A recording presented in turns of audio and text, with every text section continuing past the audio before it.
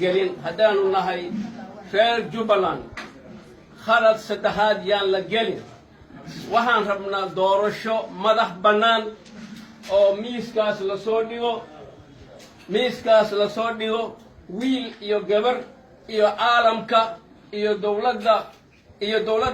goboleedka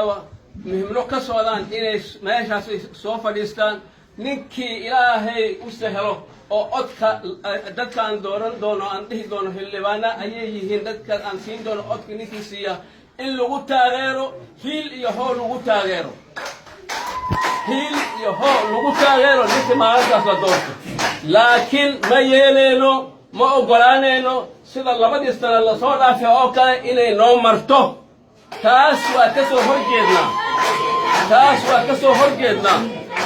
waa ka soo horjeednaa waxaan rabnaa miiska in la soo dhigo gabdhaheena iyo wiilasheena ay markaati ka noqdaan caalamka markaati ka noqdo dowladda federaalka markaati ka noqdo rag ka socda dowladda hadda dhisana ay markaati ka noqdaan ninkii la doorto aan faatax u marno sidaas ayaan rabnaa wax kale ka bedelan yeeli mayno asalaamu calaykum waraxmatullaahi tacaala wabarakaatu الحمد لله وكفى والسلام على أواسك إذا أنت مجلس كان نوقر حسين سلادينك قبلها من قربوتك السلام عليكم ورحمة الله وبركاته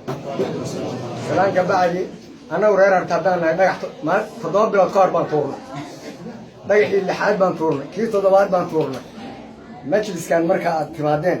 أنت البحران بحران وأنا يكون عن قلم كنا ما يخلى ما نمرسين waxaan rabnaa wax toosan inaynu abuurno oo aan dhisno intaas aan aniga warkay ku leeyahay wabillahi tawfiiq